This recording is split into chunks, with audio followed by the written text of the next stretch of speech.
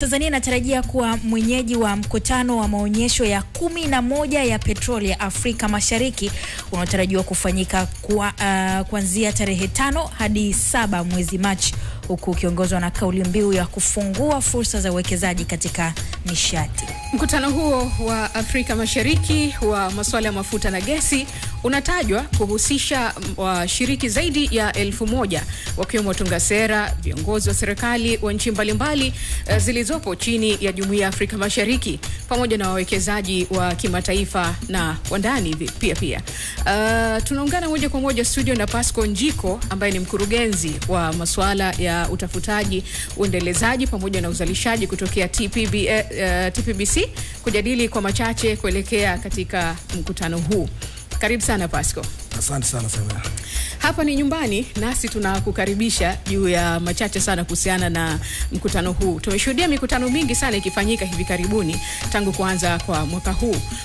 Upekee hasa na utofauti wa mkutano huu wa mafuta na gesi kwa mdau ama mtu yeyote ambaye anatusikiliza kwa hivi sasa ni upi? Utofauti mkubwa, ndugu mtangazaji, wa mikutano iliyofanyika hivi karibuni pamoja na mkutano wetu mkubwa wa mafuta na gesi. Kwanza, mkutano huu unashirikisha nchi zote wanachama wa Jumuiya ya Afrika Mashariki. Tunafanya kwa pamoja, kwamba huwa tunafanya kila baada ya miaka miwili, tunafanya katika kila nchi ya Afrika Mashariki. Kwa hiyo kama sasa tukifanya 2025 nchini Tanzania, basi tutafanya mwaka 2027 tutaelekea nchini Rwanda, na baada hapo tutaenda Uganda na nchi zingine za Afrika Mashariki. Kwa hiyo katika mkutano huu hasa nchi za Afrika Mashariki zinazolenga ni kuleta wawekezaji katika sekta ya mafuta na gesi na kufungua fursa kwa wananchi wa Jumuiya za Afrika Mashariki katika kushiriki katika mnyororo wa thamani wa hii biashara ya mafuta na gesi. Na ni fursa gani ambazo kama Tanzania tutapata kutokana na mkutano huu kufanyika hapa nchini? Asante. Kwanza kuna jambo kubwa moja ambalo tutalifanya katika mkutano huu. Katika mkutano huu serikali ya Tanzania kupitia PURA ambayo ni Upstream Regulator wa Oil and Gas, mdhibiti, yeye tutafanya duru ya 5 ya kunadi vitalu vya mafuta na gesi. Kwa zaidi ya kuwa na mkutano wa Afrika Mashariki wa 11, lakini tumetumia fursa hii ndani ya mkutano ambaye itakuwa ni siku ya tarehe 5. Sisi kama nchi, kama Tanzania, tutatangaza mnada wa vitalu 26. Katika vitalu hivyo, vitalu 23 viko Bahari Kuu, Bahari ya Hindi, na vitalu 3 viko katika ziwa Tanganyika. Lakini pia kama TPDC, shirika la mafuta la taifa, tutakuwa pia na vitalu vyetu 4 ambavyo tutatumia mkutano huu katika kutafuta wawekezaji wa kuweza kuwekeza katika hivyo vitalu. Kwa hiyo kutakuwa na fursa kubwa katika sekta moja kwa moja ya mafuta na gesi. Lakini ukiondoa fursa ya moja kwa moja katika sekta ya mafuta na gesi ambayo tumeipata hii ya kunadi vitalu na kutangaza vitalu vingine ambavyo TPDC anavyo kama shirika la taifa la mafuta, lakini pia wananchi watapata fursa, kwa sababu mafuta na gesi sio tu ile sekta yenyewe ya kutafuta, kuzalisha au na kuchimba mafuta, lakini pia kuna huduma mbalimbali pamoja na bidhaa zinauzwa kutegemeana na uzitafiti na au miradi hii ya mafuta na gesi. Kwa hiyo kuna fursa kubwa ambayo Watanzania watapata kwa ajili ya kuuza bidhaa au pamoja na huduma. Mfano, kuna sekta ya usafirishaji, watu watafika labda kwa ndege kutoka nchi mbalimbali kuja kufanya kazi hapa, lakini wakishafika hapo airport, international airport, inabidi wapate hizi chata za ndani kwa ajili ya kufika maeneo ya site. Lakini kule ndani pia maeneo mengi ya baharini watu tunafanya, kwa unahitaji helikopta kwenda kwa helikopta kule. Kwa hiyo kuna watu wa usafiri watapata hizo fursa. Lakini pia kuna watu wanapata fursa catering services, watu wanaotoa huduma za vyakula. Hao watu wakija kufanya utafiti huku na kuja kufanya kazi kwenye vitalu hivi ambavyo tunavinadi, na vitakavyopatikana basi kutapata huduma ya chakula pia. Lakini pia masuala ya hospitali, lazima kutakuwa na masuala ya paramedic na nini. Kwa hiyo kuna fursa nyingi, yani kwamba kila sekta itapata wasaa wa kushiriki kwa kutoa huduma au kwa kuuza bidhaa au kwa kushiriki moja kwa moja kwenye hizi shughuli za utafutaji wa mafuta na gesi. TPBC ni moja kati ya tunasema, mimi naweza kusema ni sekta muhimu sana na msingi katika swala zima la mafuta na gesi. Kumekuwa na changamoto kidogo naona katika swala zima la gesi kwamba ni haba, tofauti na pengine matarajio ya wengi namna ilivyokuwa. Vituo vya utoaji huduma kwa hapa jijini Dar es Salaam tukitazama si vingi. Hili unaweza kulisemea nini? Kwanza nataka niwahakikishie wananchi kwamba gesi iliyopo sio haba. Sema matumizi ya gesi kwenye magari tulikuwa na vituo vichache. Lakini gesi ipo ya kutosha, na kuna kipindi hata umeme tunaotumia kwenye gridi ya taifa ulifika mpaka 68%. Ulikuwa unatokana na umeme unaozalishwa chanzo chake ilikuwa na mafuta na gesi. Na mpaka sasa hivi tunavyoongea 42% ya umeme wote ulioingia kwenye gridi unatumia chanzo cha gesi ambayo tunazalisha Songosongo pamoja na Mnazi Bay. Lakini nikija kwenye swali lako la msingi, kwa nini tunakuwa na foleni kwenye vituo na hasa kwenye upande wa magari? Tulikuwa na vituo vichache na muamko ulikuwa mdogo mwanzoni.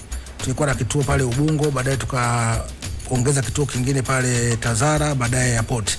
Lakini hivi karibuni baada ya watu kupata muamko na kujua kwamba gharama ya matumizi ukiwa na gari yako, ukitaka kutumia mafuta au labda petroli au diesel, utatumia labda shilingi 1000 katika kuweka mafuta, lakini ukitumia mafuta na kutumia gesi asilia utatumia shilingi 500. Kwa hiyo almost nusu ya gharama za uendeshaji wa vile vyombo vya usafiri inapungua. Kwa hiyo watu baada ya kupata mwamko na sisi pia kuongeza vituo mbalimbali vya kubadilisha magari kutoka kutumia dizeli au kutumia petroli kuja kutumia mafuta na gesi, basi kukawa na mwamko mkubwa sana, hasa kwa wafanyabiashara Bolt, bajaji na nini.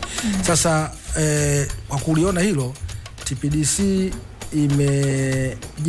inamalizia kujenga, na mwezi huu unaokuja wa 3 katikati tutazindua kituo kikubwa sana cha kuweka gesi asilia kwenye magari. Kituo hicho kiko pale karibu na Mlimani City. Tunakijenga, kile kituo kitakuwa ni kikubwa sana na kitakuwa kituo mama. Kwa hiyo kuna baadhi ya wawekezaji pia wanaweza wakaja wakanunua pale, wakatengeneza vituo dada mbali na pale, wakanunua gesi pale kutoka katika kile kituo mama ambacho kinajengwa na TPDC. Katika hicho kituo sasa magari zaidi ya 1200 yanaweza akawekewa gesi asilia kwa siku. Lakini hapo kwa sasa magari mangapi yanawekewa? Kwa sasa inategemea na kituo, lakini na range kuanzia magari 50 mpaka magari 100 kwa siku kwenye kituo kimoja magari. Na tuna vituo vingapi kwa sasa? Tuna vituo 6 mpaka sasa hivi kwa hapa Dar es Salaam. Kwa hapa Dar es Salaam. Kuna mpango wa mikoani? Tuna mpango wa kufanya kitu kinachoitwa mobile CNG stations. Tutajenga Morogoro kituo kimoja, kitakuwa na vituo viwili Dodoma, alafu Dar es Salaam tutakuwa na vituo 3 kuanzia mwaka ujao wa fedha. Kwa hiyo itatuwezesha sisi, na kituo cha mimi tunakijenga sasa hivi hapo Mlimani City ndio kitakachohudumia hivi vituo vingine vyote. Kwa hiyo tutajenga hizo mobile stations, zitakuwa zinakuja zinachukua gesi pale Mlimani City kwenye kituo chetu, kitapeleka Dodoma pamoja na Morogoro na maeneo ya Ilala pale tutaweka kingine. Kwa hiyo kwa ujumla ni kwamba hii tatizo baada ya kukamilisha hii miradi, hii tatizo la foleni kwenye kuweka gesi kwenye magari itapungua kwa kiasi kikubwa sana. Na ni aina gani ya watu ambao watashiriki kwenye mkutano huu, au ni mtu yeyote anaweza kushiriki? Mtu yeyote anaweza kushiriki, lakini tu sharti ni kwamba lazima ajisajili kupitia kwenye website ya mkutano wenyewe. Watashiriki watu mbalimbali kutoka nje ya nchi na kutoka ndani ya nchi. Watashiriki watu ambao wanashughulika moja kwa moja na mafuta na gesi kama mtangazaji alivyosema wakati anafungua kipindi, watunga sera, viongozi mbalimbali, washiriki direct wa pale, lakini pia tutashirikiana na wanataaluma mbalimbali. Academician, kutakuwa pia na wanafunzi kwa ajili ya kujifunza na kuona mambo yanayoendelea. Lakini pia kabla na baada ya mkutano kutakuwa na excursion za kitaaluma ambazo washiriki watatembelea kwenye vivutio mbalimbali vya kijiolojia vinavyopatikana Tanzania, hasa kaskazini kule katika mbuga ya Serengeti pamoja na Ngorongoro, lakini huko kusini pia kwenye mbuga ya Selous. Naamini kwenye kila mkutano kuna matarajio ama tunasema zile engo kuu mnazopaswa kwenda kuziwasilisha ama kustilia mkazo zaidi. Mmejipangaje? Kuna kipi kikubwa hasa? Tunajua ni suala la gesi pamoja na mafuta, lakini kuna engo ipi hasa mnasema hii ndio tunataka hasa tujadili kwa kina? Engo kubwa, kwanza kutakuwa na mada mbalimbali kwenye mkutano huu. Kutakuwa na mada mbalimbali za kitaaluma zitakazotolewa na wataalamu mbalimbali. Lakini kikubwa kitakuwa ni katika masuala ya utafutaji. Ni kwa namna gani nchi za Afrika Mashariki tutashirikiana na kutangaza maeneo yetu ya uwekezaji katika kutafuta mafuta na gesi. Lakini pia kuna maeneo ambayo tayari tumeshagundua mafuta. Uganda tumegundua mafuta, Kenya tumegundua mafuta, lakini pia Tanzania sisi tuna rasilimali kubwa sana ya gesi tumegundua. Pia tutajadiliana kwa kina sana kuhusiana na namna gani ya kuendeleza hizo rasilimali tulizozigundua. Lakini hii miradi ya mafuta na gesi ni ya gharama kubwa sana na inahitaji teknolojia ya hali ya juu. Pia tutajadiliana namna gani ya kuweza kupata mitaji kwa ajili ya kuendeleza hizo shughuli za utafutaji wa mafuta na gesi. Lakini pia tunasema kwamba kwa sababu rasilimali ipo kwetu sisi wana Jumuiya ya Afrika Mashariki, tunaona pia ni vizuri kwamba katika mnyororo wa thamani wanajumuiya ya Afrika Mashariki au Watanzania pia kwa ujumla waweze kushiriki kwa kiwango cha hali ya juu katika shughuli zote za utafutaji wa mafuta na gesi pamoja na uzalishaji na uendelezaji. Sasa kwa kufanya hivyo tutakuwa na mada nyingi zitakazokuwa zinahusiana na local content. Ni namna gani watu wa huduma wa ndani au wanaouza bidhaa kutoka ndani ya nchi watashiriki katika mnyororo wa thamani wa mafuta na gesi. Mkutano unatarajiwa tarehe 5 mpaka 7 Machi, ambapo haiko mbali. Ni wiki tu inayofuata. Sawa, tutakuwa tunaingia katika swala zima la mkutano, na mnasema kwamba ni ambao haubani, mtu yoyote anaweza kushiriki akiwa yuko na utayari wa kuweza kujisajili na kadhalika. Ili watu waweze kujisajili, tuna website maalum kabisa kwa ajili ya mkutano huu ambayo unaweza ukafika pale uka browse www.eapc25.eac.int. Ukiingia kwenye hii website unaweza ukajisajili, na kama unataka kwenda kwenye field excursion pia unaweza ukajisajili, na utaona gharama zote za kuweza kujisajili kwenye huu mkutano kutokana na makundi ya watu ambapo wewe kundi lako lipo. Kama wewe ni raia wa Afrika Mashariki, kama wewe ni raia kutoka nje ya Afrika Mashariki, kuna rate tofauti. Lakini ukiondoa pia hizo njia mbili za kwenye social media pamoja na website, nchi za Afrika Mashariki pia kupitia hizi kampuni za taifa za mafuta pia zimetumika kutangaza huu mkutano. Lakini pia hii media tour tunayofanya ziara mbalimbali katika vyombo mbalimbali vya habari ni kutaka kuweka awareness kwa ajili ya mkutano huu. Lakini pia kuna website kubwa za mafuta na gesi duniani na mikutano mbalimbali ambayo tulishiriki kabla mkutano wetu huu.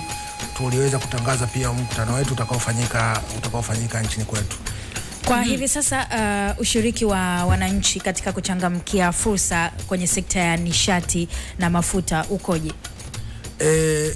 Kwanza tunashukuru Mungu kwenye upande wa utoaji huduma. Sasa hivi tuna makampuni yamepata mwamko mkubwa kwenye upande wa mafuta na gesi. Kwa tuna makampuni ambayo ni makampuni ya wazawa yanajishughulisha na kutoa huduma kwenye hii miradi yetu ya mafuta na gesi. Lakini pia kuna makampuni ambayo yanauza bidhaa kwenye miradi yetu tunayoifanya mbalimbali kutoka ndani ya nchi. Bado hatujapata mwamko mkubwa, lakini na hiyo nadhani ni kutokana na pia na uwezo, kwa sababu tunahitaji mitaji mikubwa sana katika utafutaji na uendelezaji wa rasilimali mafuta na gesi. Kwa hiyo direct kabisa kwamba makampuni kutoka ndani ya nchi kuanza kufanya kazi kabisa za utafiti, yani kuja kuwa na block na kuweza kufanya utafiti bado, lakini TPDC kama shirika la mafuta la nchi ndio mpaka sasa hivi kampuni ya ndani ambayo tunafanya kazi kwenye vitalu kama cha Yaswembele, Lindi na Mtwara, West Songosongo pamoja na Mnazi Bay North. Tunafanya sisi kama sisi kwa kutumia rasilimali za nchi. Kwa hiyo kwa watu binafsi wanatoa huduma. Kwa hiyo wanatusaidia wao kutoa huduma pamoja na kuuza bidhaa mbalimbali kwenye hii miradi ambayo tunaiendeleza. Kuna pengine wananchi ambao wana uwezo kifedha, tunaamini hivyo. Hata kuna wafanyabiashara wakubwa Tanzania ambao wamejaliwa na wakiamua kufanya kitu manake wanaweza kufanya. Labda unawaambia nini katika upande sasa tukitazama zile fursa hasa za kiuwekezaji na kiuchumi ili wahamasike zaidi kwamba kuna nini ndani ya mafuta na gesi? Kuna faida kubwa ya mafuta na gesi. Katika mafuta na gesi tuna msemo tunasema kwamba unatumia gharama kubwa, kuna riski kubwa, lakini pia kuna riwadi kubwa sana. Ni kama rasilimali zozote zile, ni kama madini au rasilimali nyingine yoyote. Lakini mafuta na gesi kuna riski.